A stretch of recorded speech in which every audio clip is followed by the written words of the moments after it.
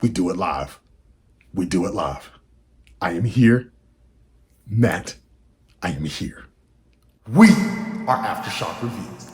I am your man, Nic Rattlehead, and somewhere out over the rainbow in the land of California is my man's with the master plan 100 grade. Only God knows how much I love you, man. Matt the Graff. And we'd like to welcome you to Aftershock Reviews. Ooh, see, it's been a long time. Your place for the best extreme music reviews, man. We do it live and it's here. Now, for this new season of Aftershock Reviews, this new special edition, pandemic edition version of Aftershock Reviews, man, I want to bring to you one of the best ways to kick off a 2020, as crappy as it's been, one of the best ways to kick off a 2020, and that is Sightless Pit's Grave of a Dog. Ooh, Matt. Oh, like this is like a dream project for me. I'm telling you right now, this is where it's like I have like the SpongeBob meme and I do this number right here and it's great. And I have a little rainbow because that's how I felt. When I heard that Buford Lee from The Body, Dylan Walker from Full of Hell, and Lingua Ignota, or Kristen Hayter from Lingua Ignota, were going to do an album together, I was like, oh, okay, cool. Sign me up. I don't even need to hear one single track. I'm going to buy the album. I'm going to buy the album. That's what's going to happen. And Matt, I'm telling you right now, in a lot of ways, this album does not disappoint me. It just doesn't, because usually I try to stay away from singles, like lead singles, because I want to come into the album fresh. I don't want to beat up one song for like 2-3 months. And then when I get to the album, I skip that song because I wore it out for 2 to 3 months. No, I didn't want to do that. But instead, Matt, I had to break. Because when King Scope came out, I was like, no. I have to listen to it. And I'm telling you right now, when I get into this, let's just do it. Let's just get into it. Matt, King Scope, he's actually not here, but this is how I deal with this thing. Matt's, absence, this is how I deal with this. Matt, King Scope, oh, buddy. So it's like this weird dark wave, electronic, it's not funk, but it's just like electronic house music, right? But it's like really dark. It's like insanely dark. It's like if Satan liked house music. That's what it would be. And it was so great because we have Lingua Ignota just kind of holding this weird harmony in the background, right? As this pulsating house beat is going on in the back, but it's drenched in black and drenched in filth. And all of a sudden, on top of all of this, I get Dylan Walker's wonderful fry scream. Oh gosh. When Dylan screams, I almost feel like I have to call him a different name, because if you've ever met Dylan Walker in public, if you've ever went to a show and said hi to him, he's like the nicest guy in the world. But then when he gets on stage, it's like something else takes over. And it's like, this can't be the same guy I just shook hands with. And that's what you hear now. It's like, I can't call him Dylan Walker. I have to call him something else. Beelza Walker. Yeah, something like that. And he starts screaming over all of this, and it's filthy. And then all of a sudden just adds to the sense of dread to this track, because although it can somewhat seem kind of funky in the beginning, right? As the track progresses and the track continues to build and swell, right? It becomes more and more foreboding. And there are multiple tracks that carry along with this specific pattern. And it's kind of, I don't want to call it basic songwriting because it's not, but it's a thing that you see a lot when it comes to this type of music, right? And the highlight of this album to me, Matt, and I kid you not, is called Ocean of Mercy. Now, what Ocean of Mercy is, it's this track, and you say I have to sit up for this one. It's this track where it has this pulse in the background, but it also has this weird, ominous chant. It sounds like it's being performed by this army of druids, right? And they have like hoods over their heads. You can't see their faces. They're holding torches.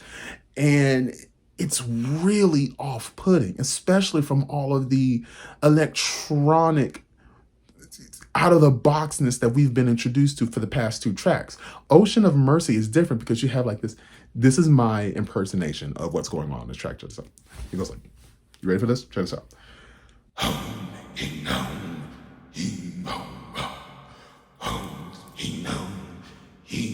It's like that. It carries that cadence.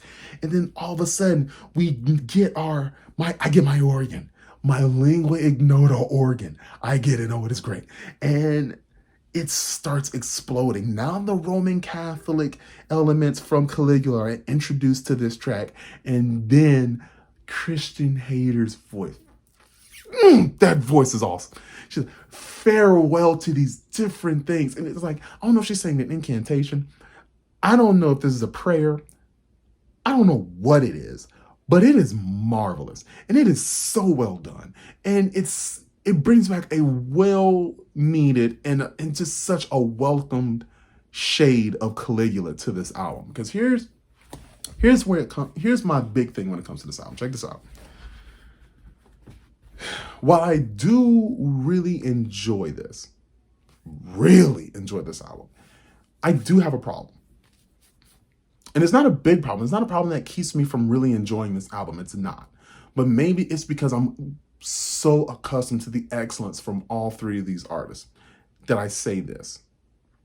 They said that and I'm talking about Dylan Walker now. He was in an interview with newnoise.com, I believe. And he said they really just wanted to make something together. Like, this was an album about friendship for them, right? And to me, it's wonderful because you have three insanely talented musicians coming together to create something, but to create something that isn't new. You see what I mean? Individually, Lingua Ignota, Full of Hell, and The Body continue to literally break and explode from their respective lanes of music. And those lanes are already kind of blurred in the first place anyhow, because it's hard to categorize either one of those bands. Lingua Ignota is this experimental thing that introduces a lot of classic music, a lot of Roman Catholic gospel music, that introduces a lot of black metal, things of that nature, and then puts it all together in this experimental cauldron, right? Full of Hell has power violence, it has death metal, it has grindcore, it has electronic, all of these different things, hardcore punk, all those different things swirl together at the cauldron's bottom. Catch that if you get it. All swirled together at the cauldron's bottom, and what comes up is something extremely new, right? Body is the same thing. And where I kind of become disappointed is this album doesn't push anything. This album literally is an experimental, if you want to say that, tapestry of sound. But they're not sounds that I haven't already heard in different places. And that's where my disappointment comes, because I want them to continue to push the envelope. I want them to be able to meld their sounds together like they do all their other inspirations on their own, and then bring forth something new, because they have that talent. They have that way of thinking where they can break all those molds, but they don't do it. And to the point where some of the tracks, and dare I say, they become kind of boring, like Violent Rain. That track, it kind of holds a couple of notes in the background. It very seldom does anything new, but what's kind of keeping this track from just being downright boring is Lingua Ignota's vocals. That's it. And to me, that is a problem, especially when you have three forward-thinking minds that way. Like, I wish they could have done something. I wish they could have done something to make that track shift a little bit more, to introduce idea after idea after idea, like they do in Full of Hell, or like they do in Lingua Ignota. Let's say, for example, Silmaril. Silmaril, in the span of a minute, shifts at least 3 to 4 different ideas seamlessly, right? Or Do You Doubt Me, Traitor? In the span of 9 minutes, it goes from motif to motif to motif seamlessly, effortlessly. All Love Is Dead, which is the last track, which is 8 minutes long, I kid you not, does nowhere near the amount of idealistic acrobatics that Lingua Ignota or Full of Hell or The Body are capable of. And see, and this is my problem. The album isn't bad.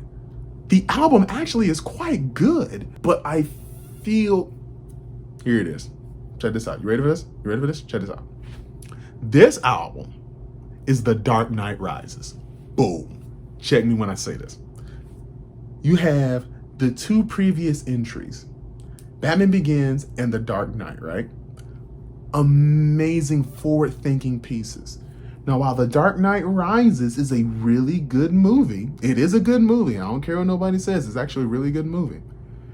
The problem with it is, though, it's not to the same standard as the previous entries to the series. Because at this point, to me, I'm still saying, okay, if all three of these guys are here and their music are somewhat similar to each other to the point where Full of Hell and The Body have collaborated twice, and Lingua Ignota was on Armory of Obsidian Glass, and then Dylan Walker was on Caligula, right? So I think they all know what they're kind of capable of. I wish more, I don't want to say effort, but more thought went into this album. It does feel like a bunch of friends got together and made a piece of music. But I think at the same time, what should have also happened was when they got together to make this piece of music, because this album was being recorded from 2017 through 2019. And I'm sure they had like touring schedules that got in the way of this. I'm sure they've gotten like different appearances and they were writing their own albums between all of this. I wish though, I sorely wish that this album had more put into it to make it more forward thinking. It's a good album. It's a great album. It's just not, to me, up to the standard of what I expect from these three artists. But that does not mean that I do not suggest this album, because I do. Because the name of this album is called Grave of a Dog by the band Sightless Pit. This is on Thrill Jockey Records. Came out this year in 2020. And I highly suggest in the midst of all this might serve as a good soundtrack to what's going on right now. But keep in mind, though, things will get better. Just stay at home, wash your hands for 20 seconds. I tell you what, and even then, like for 20 seconds, you can literally recite I Want It That Way by the Backstreet Boys and your hands will be clean. I'm telling you right now. You could do it like that. Wash your hands, put on a mask, stay at home. Until next time, I am your man's Nic Rattlehead. And behind this camera in spirit is my man. What's your name? Not the Graff. And we are Aftershock Reviews. Until next time.